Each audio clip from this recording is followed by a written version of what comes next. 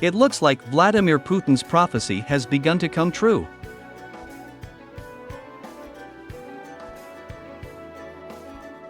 Let me remind you that last autumn, Vladimir Putin said that attempts by the United States and its Western satellites to inflict a strategic defeat on Russia would turn into a sad consequence for Washington itself.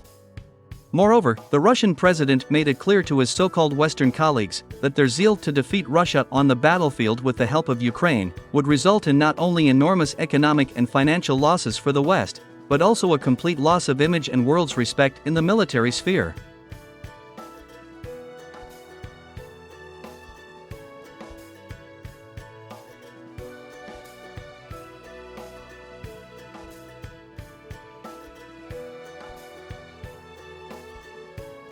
Moreover, a few days ago, commenting on the sending of American MGM-140 Army tactical missile systems to Ukraine, Vladimir Putin bluntly stated that this was an act of desperation by the United States, and that these missiles would not only not save the armed forces of Ukraine from imminent defeat, but would also cause even greater damage to the image of the United States as a military power, since the current conflict showed the complete helplessness and uselessness of Western weapons.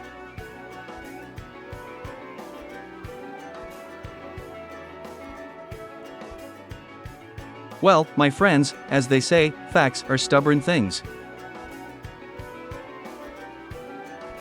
A few days ago, the authoritative American edition, U.S. News & World Report, published a ranking of countries with the most powerful armies.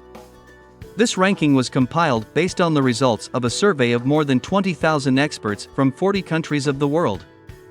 Experts polled by the American edition unanimously gave the first place in the ranking to the Russian army, the second place was given to the US Army, and the third place was occupied by the Chinese army.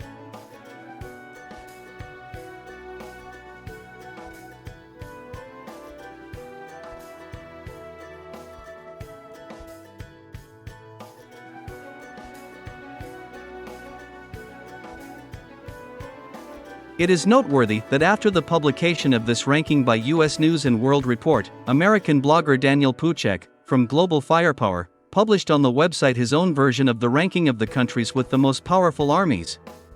So, according to Global Firepower, the first place in the ranking was taken by the United States, the second place was given to Russia, and China again occupied third place in the list.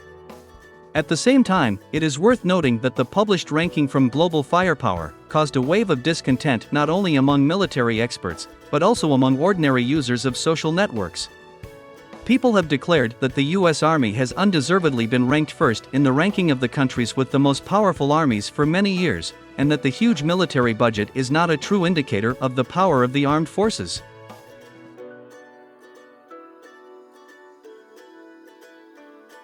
The dissatisfaction of military experts and ordinary users of social networks can be understood.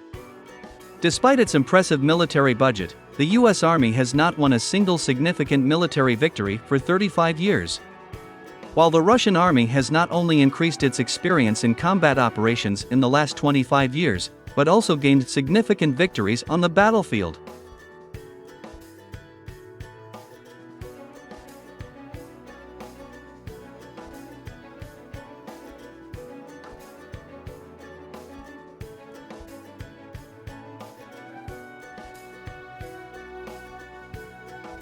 By the way, returning to the battlefield of the current military conflict in Eastern Europe, it is worth noting that on October 31st, near Bakhmut, the Russian army managed to destroy an elite brigade of the armed forces of Ukraine under the designation LUT.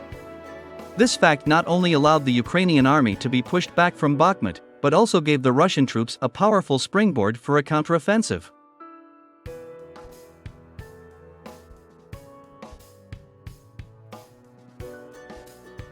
Meanwhile, war correspondents have already begun to report that the Russian army has also begun to seize the initiative in the Bakhmut direction, attacking Ukrainian positions in the north and south.